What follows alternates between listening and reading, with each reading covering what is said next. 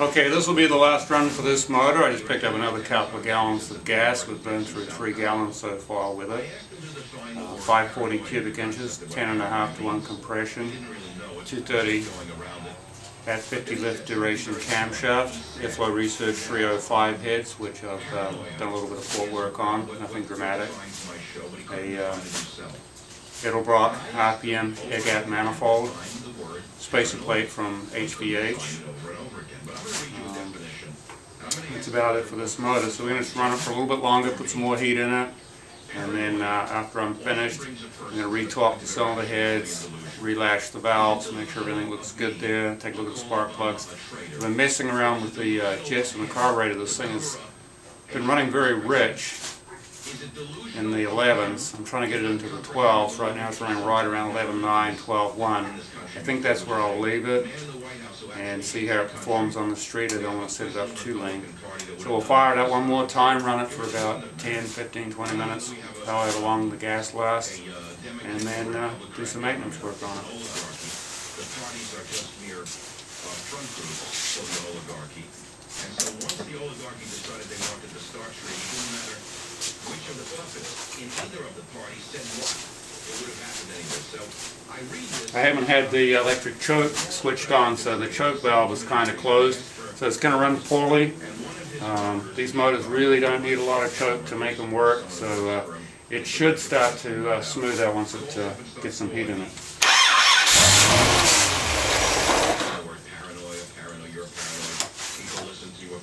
We ran out of gas before, so it's going to have to come up from the pump. This is a temporary line. As are many of these spark plug wires, I don't run the wires necessarily that I'm going to run on the motor, because if I burn one, I'd rather burn my own wires than the customer's.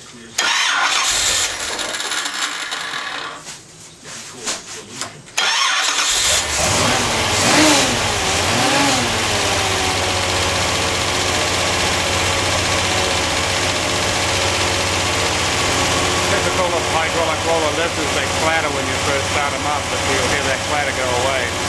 It's a 671 blower I have on the back to impose the load on the motor so I can get a really decent air-fuel ratio reading.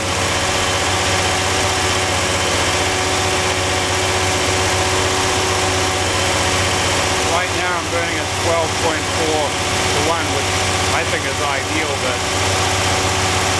until it's in the car with the mufflers on it, burning the local fuel at the local altitude, things do change.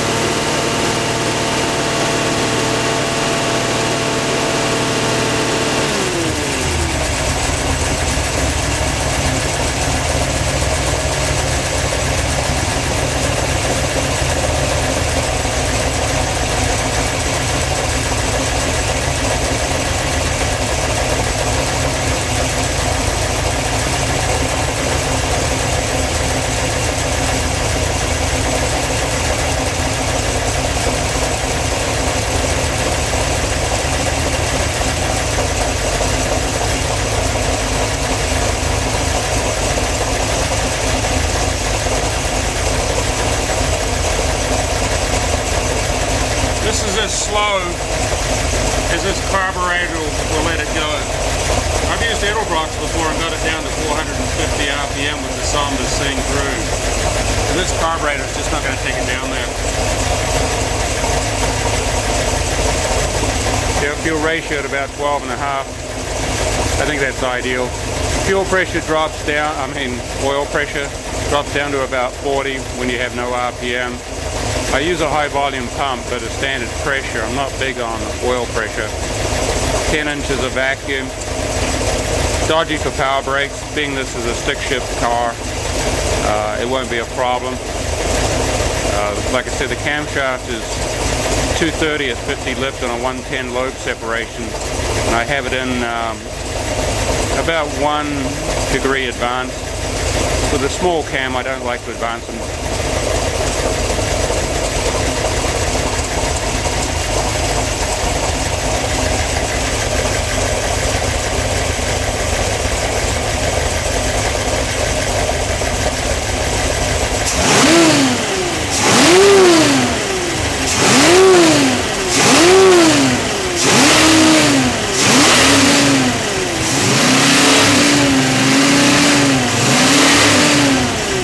Whine that the camera may be picking up is the supercharger.